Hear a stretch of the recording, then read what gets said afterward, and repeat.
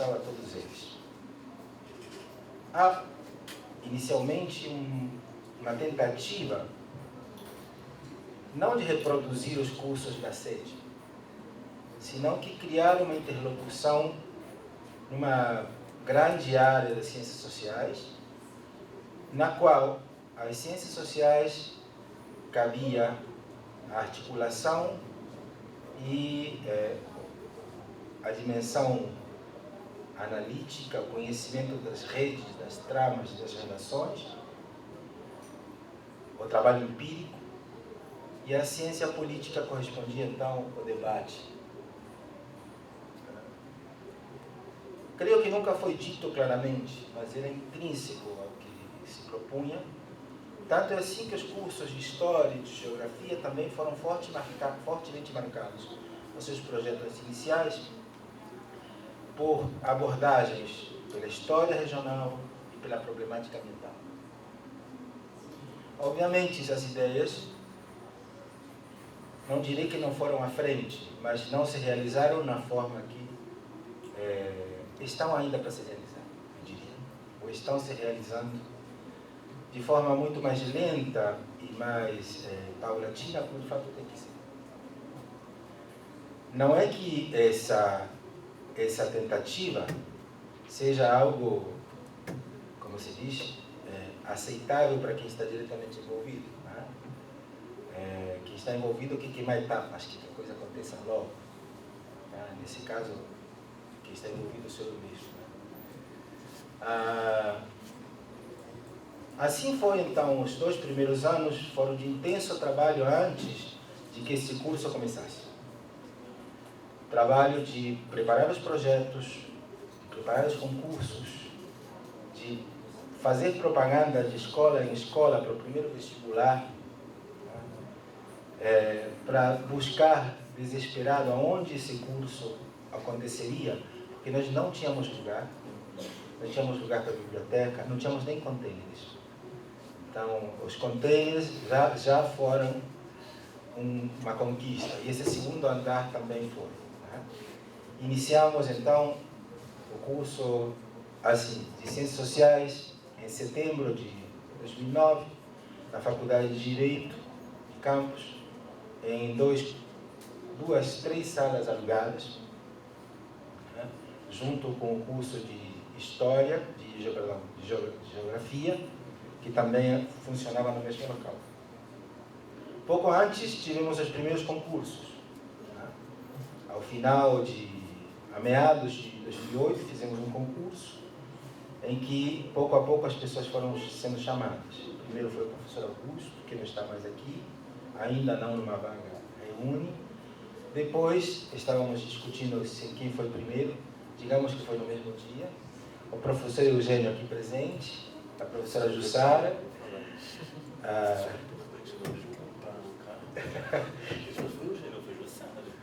enfim.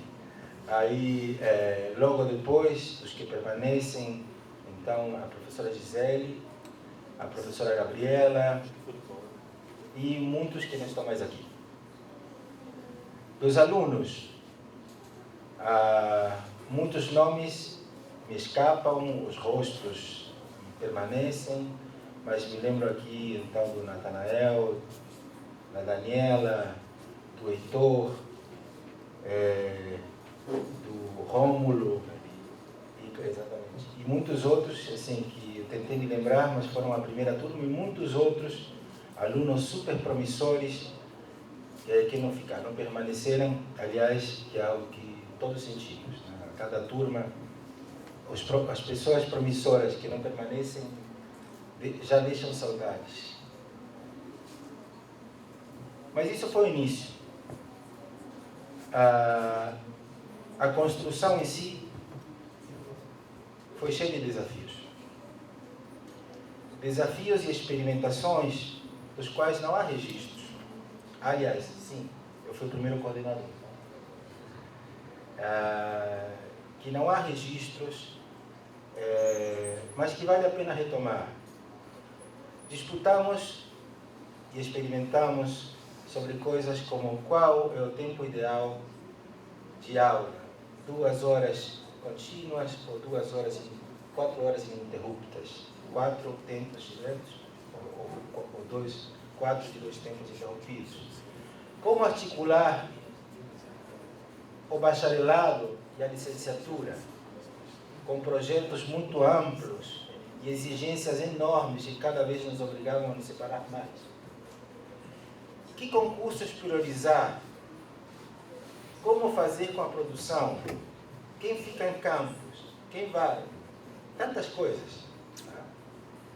E ditas assim são simples, mas muitas delas foram motivos de tensão, mas tensão boa. Tensões boas porque eram de construção. De qualquer maneira, pouco a pouco, o curso tomou forma. E toma forma dos seus alunos e dos seus professores. Obviamente, com dificuldades. Dificuldades de reter professores. Inicialmente, muita circulação. E, em grande medida, vem pelas limitações, não do reúno, não, senão da estrutura universitária. A nossa estrutura universitária, ela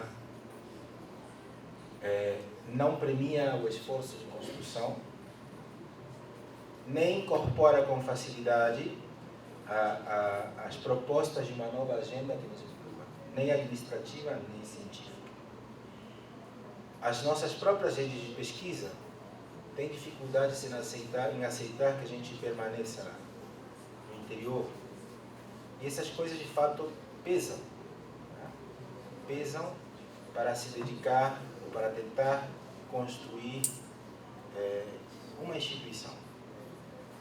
Não somente a carreira. Isso envolve também a pós-graduação. E, com certeza, o nosso maior entrave é a falta de infraestrutura. É isso que tem infraestrutura e recursos. É isso que tem freado, de alguma maneira, possibilidades que estão presentes, tá? Mas poderiam ser muito maiores, tá? Melhores. Poderiam ser muito melhores se tivéssemos mais estrutura. Mas isso, acho que não vem tanto ao caso. O que vem ao caso neste momento é que, além da falta de infraestrutura, nós vivemos o oposto do reúne.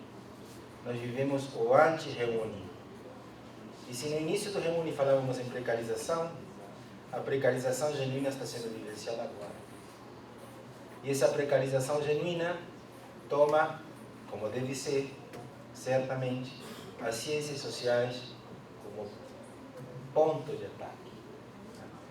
E não faz por burrice, faz porque as ciências sociais, de fato, são, dentro das áreas científicas, aquela que pode nos mostrar quais são as relações, tá? O que está em jogo. Mas justamente por isso, e porque nós temos uma trajetória que não começou ontem nem anteontem, é que temos que ter calma e continuar fazendo o que nós sabemos fazer de melhor. Vendo quais as relações, o que está em jogo e explicando. É isso que nós fazemos melhor. Para isso que as ciências sociais servem para a ação.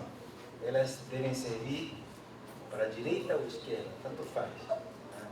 Esse esclarecimento é uma capacidade das ciências sociais que ninguém tira de nós. Por isso, penso que devagar devemos continuar sem nos dar por vencidos. Porque o que nós estamos passando, essa cadeira virada de pernas para cima, é temporária e logo, logo a gente vira a cadeira e vira a mesa. Boa noite.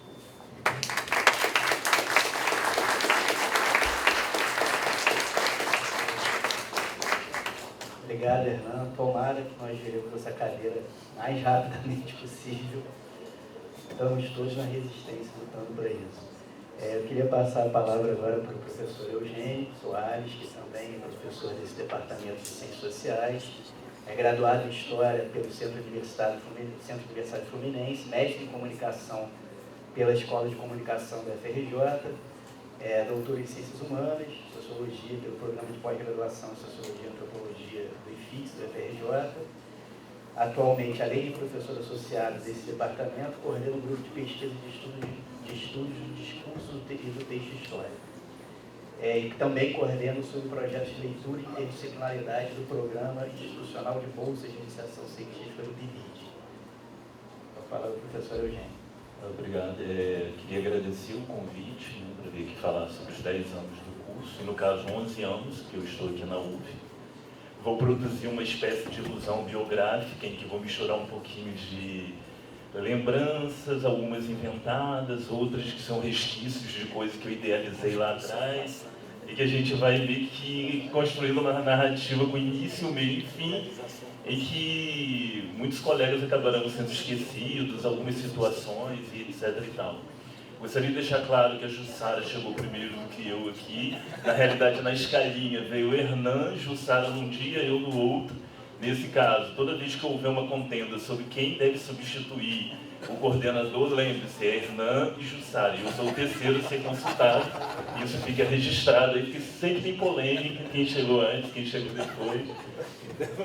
Fica lembrado. Eu vou falar um pouquinho de minha história, de como ela se cruza com a história da UF.